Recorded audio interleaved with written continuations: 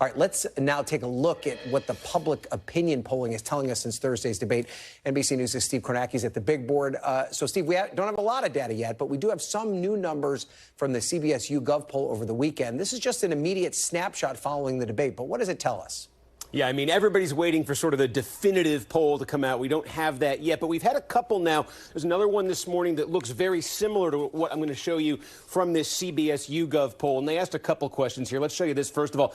They asked a general question. Should Biden, this is just in general, should he be running for president? They've asked that throughout the year. Back in February, 37% of voters said that Biden just should be running for president.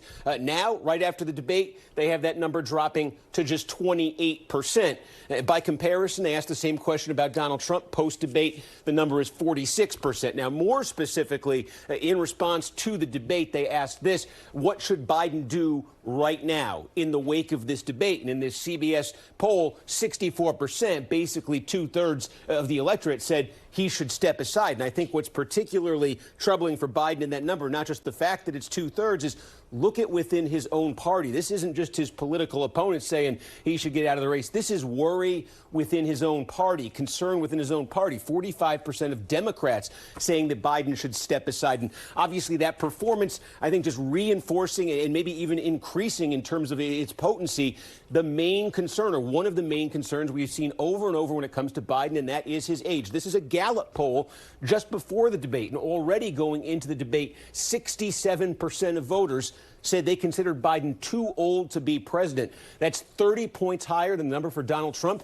And just take a look at the other oldest nominees in history. John McCain in 2008, Dole 96, Reagan in both of his campaigns. The number was somewhere in the 30s, even the 20s for Reagan. That Biden number is a number we've never seen for any candidate before. And I will say, as we wait for definitive polling, we do have one poll that is now asked the horse race question after the debate, asking Biden versus Trump after the debate, who are you for? It's just from one state. It's from New Hampshire. But in that New Hampshire poll, this is out just a couple minutes ago, Trump leads by 2 points in the New Hampshire poll. If you can read my writing, Trump +2.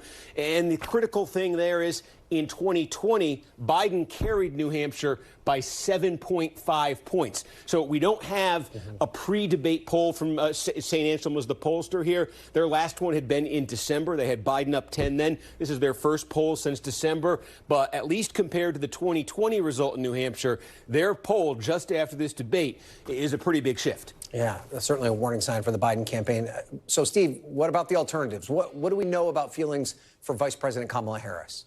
Yeah, and you just heard, Mike taking you through all of the sort of political machinations that are involved there. But here's the dilemma for Democrats. You could just see it in the numbers. Take the basic question. It's a good measure of every politician. Favorable, unfavorable. Two recent polls asked it about Joe Biden. You could see here he was 39 favorable, 58 favorable. This is about a week ago. About 2 weeks ago, 44, 56 in Fox. These are not good numbers. But they asked the same question in these same polls about Kamala Harris. These numbers aren't even, aren't better. In fact, they're a little bit worse. Her favorable 37 in the same poll where Biden's is 39, 41 in the same poll where it's 44. And with what Mike just told you there, that's a huge consideration, or it probably is for Democrats, because if you do say Biden is very weak, got to get him out, got to get somebody else in.